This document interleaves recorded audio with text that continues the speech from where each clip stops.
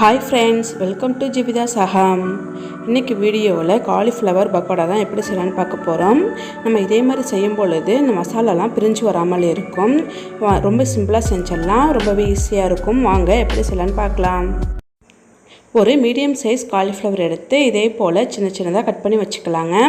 ரொம்பவும் பெருசாக இல்லாமல் ரொம்பவும் குட்டியாக இல்லாமல் இதே போல் ஒரு மீடியம் சைஸுக்கு நம்ம கட் பண்ணி வச்சுக்கலாம். இந்த காலிஃப்ளவர் ஒரு 1/4 கிலோ அளவுக்கு இருக்கும். இப்போது காலிஃப்ளவரில் பூச்சிலாம் இருக்கும்ல, அதெல்லாம் நம்ம க்ளீன் பண்ணிக்கிறதுக்காக இதே போல் ஒரு பாத்திரத்தில் தண்ணி வச்சுருக்கேங்க. இது கூடவே நான் கல் உப்பும் மஞ்சளும் சேர்த்துக்க போகிறேங்க. இப்போ கல் உப்பு சேர்த்தாச்சு. ஒரு 1/2 ஸ்பூன் அளவுக்கு மஞ்சள் தூள் சேர்த்துக்கலாம். சேர்த்துட்டு நம்ம கட் பண்ணி வச்சுருக்கோம்ல காலிஃப்ளவர், அதையும் நம்ம சேர்த்துக்கலாம். சேர்த்துட்டு நம்ம ஸ்டவ் ஆன் பண்ணிக்க போகிறோங்க. இப்போ ஸ்டவ் ஆன் பண்ணிவிட்டு நல்லா கொதி வந்ததும் நம்ம ஒரு மூடி போட்டு நல்லா மூடி வச்சுக்க போகிறோம். நல்லா கொதிச்சிருச்சு பாருங்கள். இப்போ நம்ம ஸ்டவ் ஆஃப் பண்ணிவிட்டு மூடி போட்டு ஒரு 5 நிமிஷத்துக்கு அப்படியே விட்டுடலாங்க. இப்போது 5 நிமிஷம் ஆயிடுச்சு, நம்ம எடுத்துக்கலாம்.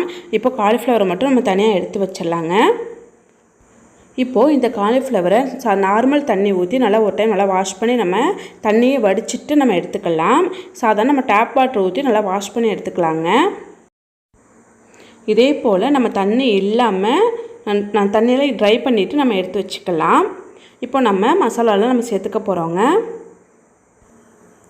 இப்போது நம்ம வேற ஒரு பாத்திரத்தில் 2 டேபிள் ஸ்பூன் கடலை மாவு சேர்த்துக்கலாம்.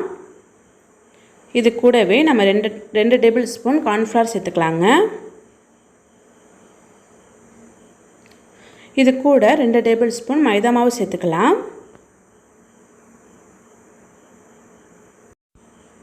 இது கூட நான் 1/2 ஸ்பூன் மிளகாய்த்தூள் சேர்த்துக்கிறேங்க.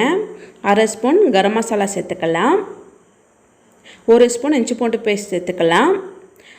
உப்பு வந்து 1/2 ஸ்பூன் நான் சேர்த்துருக்கேங்க. நம்ம ஏற்கனவே காலிஃப்ளவர் சேர்த்துருக்கோம், அதனால் நம்ம கொஞ்சமாக சேர்த்துக்கலாம். நான் வீடியோக்காக நான் ஃபுட் கலர் கொஞ்சம் சேர்த்துருக்கேன். நம்ம ஃபுட் கலர் வேணான்னா நம்ம ஸ்கிப் பண்ணிக்கலாம். இப்போ இதெல்லாம் நல்லா ஒன்றா சேர்த்து நல்லா மிக்ஸ் பண்ணி விட்டுக்கலாங்க. இப்போ நல்லா மிக்ஸ் பண்ணியாச்சு. இப்போ நம்ம தண்ணி சேர்த்துக்க போகிறோம். தண்ணி நம்ம அதிகமாக சேர்க்க வேண்டாம், கொஞ்சம் கொஞ்சமாக சேர்த்துட்டு நம்ம மிக்ஸ் பண்ணி விட்டுக்கலாம். நம்ம தண்ணி சேர்த்து மிக்ஸ் பண்ணும்பொழுது ரொம்பவும் திக்காக இருக்கக்கூடாது, ரொம்பவும் தண்ணியாகவும் இருக்கக்கூடாது. இதே போல் நம்ம மேலே மாவு எடுத்து விட்டால் கீழே விழணும். இதே போல் பக்குவத்துக்கு நம்ம மாவு கரைச்சி வச்சுக்கலாங்க. இப்போ நம்ம ஏற்கனவே ரெடி பண்ணி வச்சுருக்கோம்ல காலிஃப்ளவர், அதை சேர்த்துட்டு நல்லா மிக்ஸ் பண்ணி விட்டுக்கலாம். எல்லா காலிஃப்ளவர்லேயுமே நல்லா மாவெல்லாம் நல்லா கோட்டாகும்படி நல்லா மிக்ஸ் பண்ணி விட்டுக்கலாங்க. இப்போ மசாலாலாம் நல்லா மிக்ஸ் பண்ணியாச்சுங்க. இப்போ ஒரு மூடி போட்டு ஒரு 10 நிமிஷத்துக்கு நம்ம ஊற வச்சு எடுத்துக்கலாம். 10 நிமிஷத்துக்கு பிறகு நம்ம ஸ்டவ் ஆன் பண்ணிவிட்டு கடாயை வச்சுக்கலாங்க. நம்ம பொரிக்கிறதுக்கு தேவையான எண்ணெய் வந்து ஊற்றி நல்லா சூடு பண்ணி எடுத்து வச்சுக்கலாம். இப்போ நல்லா எண்ணெய் நல்லா காஞ்சிடுச்சு. இப்போ நம்ம வந்து காலிஃப்ளவர்லாம் போட்டு பொரித்து எடுத்துக்க போகிறோங்க.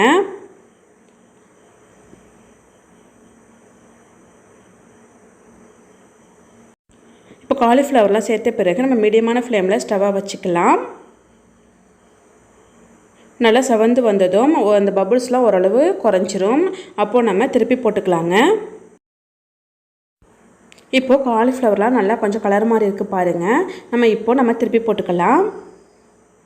நம்ம உடனே திருப்பி போட்டோன்னா நம்ம மசாலாலாம் பிரிஞ்சு வந்துடும். இதே போல் கொஞ்சம் வேக விட்டுட்டு நம்ம திருப்பி போட்டோன்னா மசாலாலாம் பிரியாமல் வரும். அதுக்காக நம்ம கொஞ்சம் வேக விட்ட பிறகு நம்ம திருப்பி போட்டுக்கலாம். திருப்பி போட்டு நல்லா செவந்து வந்ததும் நம்ம எடுத்துக்கலாங்க. இப்போது நல்லா பொரிஞ்சு வந்துருச்சு. இப்போ நம்ம எடுத்துக்கலாம். அவ்வளோதான், நமக்கு காலிஃப்ளவர் பக்கோடா ரொம்பவே சூப்பராக ரெடி ஆகிடுச்சு. பார்த்திங்கன்னா நமக்கு மசாலாலாம் பிரிஞ்சு வராமல் இருக்குது பாருங்கள்.